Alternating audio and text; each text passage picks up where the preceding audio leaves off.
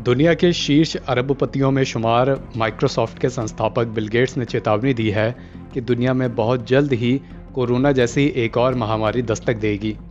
Bill Gates ने यह भी माना कि कोविड-19 से गंभीर रूप से बीमार होने का खतरा नाटकीय रूप से कम हो गया है।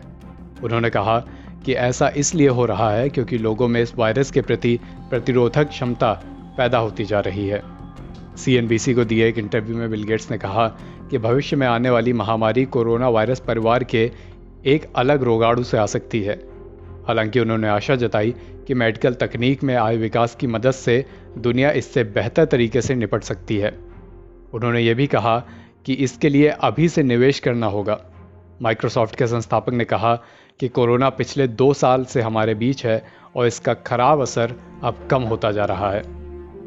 उन्होंने कहा कि ऐसा इसलिए हो रहा है क्योंकि वैश्विक आबादी में कुछ स्तर तक की इम्यूनिटी पैदा हो चुकी है।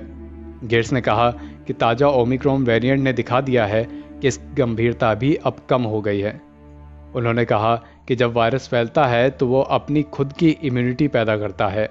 यह आदत विश्व समुदाय के महामारी निकलने में वैक्सीन की तुलना में ज़्यादा कारगर साबित हुई है।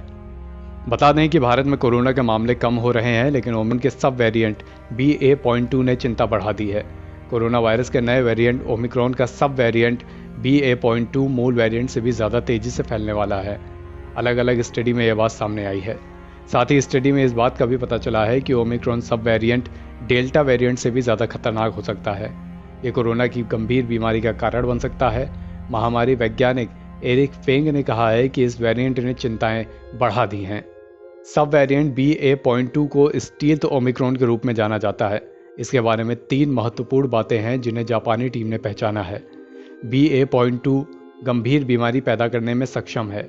इस पर हुई स्टडी को प्रीप्रिंट रिपोजिटरी पर पोस्ट किया गया है, हालांकि इसकी अभी समीक्षा की जानी बाकी है।